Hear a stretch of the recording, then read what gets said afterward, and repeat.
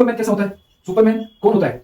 अरे एक ऐसा मैन, एक ऐसा इंसान जिसकी कैपेसिटी या जिसकी ताकत एक नॉर्मल इंसान से ज्यादा है। अगर ये इसकी पावर, अगर ये लिफ्ट कर सकता है 100, तो ये कितना कर सकता है? 200। जी हाँ बच्चों, कैसे हो सारे। हम लोग पढ़ रहे हैं पार्टनरशिप, और पार्टनरशिप के अंदर हम लोग क्या पढ़ चुके हैं? देखो हम लोग एक तो सर सेक्रीफाइस रेशियो और गेनिंग रेशियो, ये हम लोग पढ़ चुके हैं, ये निकालना हम बहुत अच्छे से सीख चुके हैं। उसके बाद में हमने पढ़ा था गुडविल, ठीक है, गुडविल, तो हमने गुडविल भी कवर कर लिया है, और गुडविल का कैलकुलेशन करने का एक मेथड भी हमने सीख लिया है, जिसका क्या नाम है? Average profit method. ठीक है सर, तो आज जो हम सीखेंगे, आज हम सीखेंगे कि सुपर प्रॉफिट मेथड। ठीक है, ये क्या है? Super profit method. और एक और मेथड होता है कैपिटलाइजेशन। तो कैपिटलाइजेशन, तो हम लोग कोशिश करेंगे कि ये दोनों ही आज हम कवर कर ले, बट अगर दोनों भी कवर नहीं कर पाए तो हम इसको तो आज अच्छे से कवर कर ही लेंगे।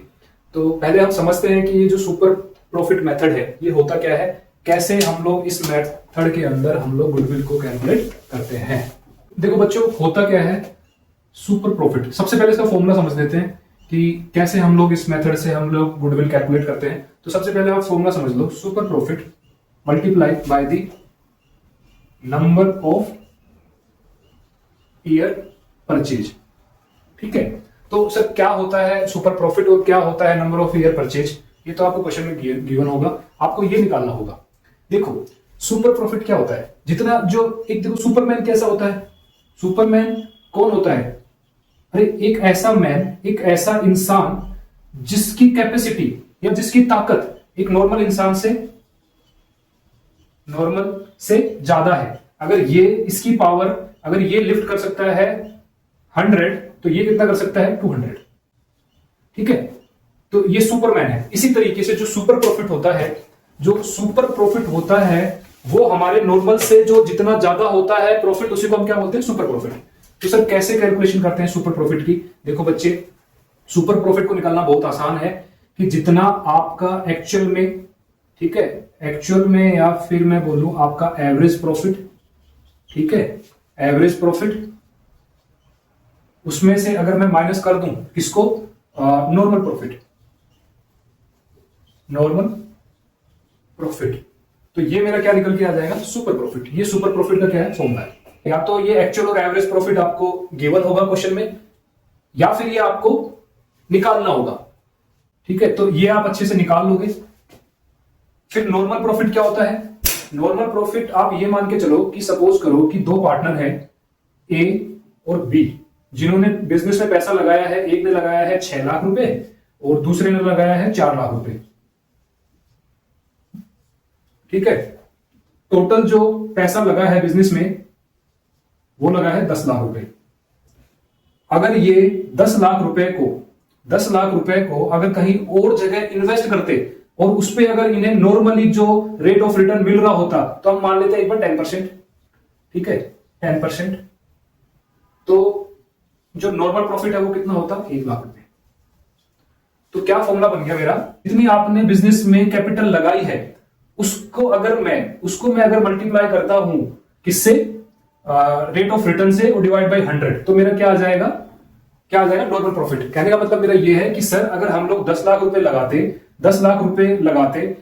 तो उस पे हमें 1 लाख रुपए का प्रॉफिट हो रहा होता। 1 लाख रुपए का प्रॉफिट हो रहा होता, पर आपके बिजनेस में जो एक्चुअल में प्रॉफिट है वो कितने का है? 1.5 लाख का है, 150 का है। तो इसका मतलब जो जितना आप नॉर्मल से एक्स्ट्रा कमा रहे हो, ये 50,000, ये आपका क्या है? Super profit. ठीक है जी। और ये जो कैपिटल एम्प्लॉयड है, इस कैपिटल को निकालने के 2 तरीके होते हैं। इस तरीके से कि अपनी यहां देखो ऐसे बैलेंस शीट होती है, बैलेंस शीट में इधर मेरा क्या होता है? एसेट्स होती हैं, इधर मेरी क्या होती है? यहां पे मेरी होती है कैपिटल, और यहां पे मेरी होती है आउटसाइड लायबिलिटीज। ठीक है, या फिर मैं ये बोलूं कि ये मेरी इनसाइड लायबिलिटीज है, ये मेरी आउटसाइड लायबिलिटीज है। याद करो जो आपने 11th में पढ़ा था अकाउंटिंग इक्वेशन, अगर मैं इन सबको टोटल कर दूं और इसमें से इसको माइनस कर दूं तो मेरी कैपिटल आ जाएगी, है ना। तो एक तो मेरा ये है कि मैं एसेट्स में से माइनस जो मेरी आउटसाइड लायबिलिटीज हैं इनसे मेरी कैपिटल निकल के आ जाएगी, या फिर मैं लायबिलिटीज साइड से इस साइड से ही इनको टोटल कर लूं, ए की कैपिटल बी की कैपिटल, तो मेरी क्या आ जाएगी, कैपिटल आ जाएगी। तो दो तरीके से आप क्या निकाल सकते हो, कैपिटल निकाल सकते हो। ठीक है, तो सबसे पहले अपन को एक्चुअल और एवरेज प्रॉफिट निकालना है, उसके बाद में आपको नॉर्मल प्रॉफिट निकालना है। नॉर्मल प्रॉफिट के लिए आपको क्या चाहिए, कैपिटल चाहिए। तो कैपिटल आप इस तरीके से निकाल सकते हो, या तो आप ऐसे निकाल सकते हो, या फिर आप एसेट्स वाले तरीके से निकाल सकते हो, या फिर आप लायबिलिटी साइड से निकाल सकते हो। आपकी कैपिटल एम्प्लॉयड हो गई, आ गई, आपकी कैपिटल एम्प्लॉयड आ गई। तो इसका मतलब यह है कि अगर अपन बिजनेस में इतनी कैपिटल लगाते, अगर इतनी कैपिटल लगाते तो जो नॉर्मल रेट ऑफ रिटर्न है उसके हिसाब से हमें कितना प्रॉफिट होता। मान लो कि अगर हम एग्जांपल 10 का दे रहे हैं कि जो नॉर्मल रेट ऑफ रिटर्न है वो 10 का है, तो हमारे बिजनेस में कितना प्रॉफिट होता, 1 लाख का। पर हम कितना कमा रहे हैं, 1.5 लाख। तो जो डिफरेंस है नॉर्मल से जो ज्यादा है, नॉर्मल से जो ज्यादा प्रॉफिट आप कमा रहे हो, इसी को हम क्या बोलते हैं, सुपर प्रॉफिट। अब आपका जब सुपर प्रॉफिट आपका निकल के आ चुका, तो इसको हम नंबर ऑफ ईयर परचेज से क्या कर देंगे, मल्टीप्लाई कर देंगे। तो सपोज करो जो नंबर ऑफ ईयर परचेज मेरा मान लो कि 2 है, ठीक है, 2 है, तो मेरा जो मेरी गुडविल आ जाएगी वो कितनी आ जाएगी, 1 लाख। ठीक है, चलो देखो बच्चों, ये आपका क्वेश्चन है जिसके अंदर आपको गिवन है कि कैपिटल जो है ए और बी की, ए की कैपिटल है 15 लाख और बी की कैपिटल कितनी है, 10 लाख। और जो रेट ऑफ रिटर्न है, नॉर्मल रेट ऑफ रिटर्न है, वो दिया हुआ है आपका 10%। और ये आपका गिवन है प्रॉफिट 2020, 21, 22, 23 का आपको प्रॉफिट गिवन है, 250 है, ये लॉस है 50,000 का, ये 8 लाख का प्रॉफिट है, और ये 5 लाख का प्रॉफिट है। ठीक है, सिर्फ ये आपका क्वेश्चन गिवन है। और उसने बोला है कि जो क्लोजिंग स्टॉक है 2023 का वो अंडर वैल्यूड है।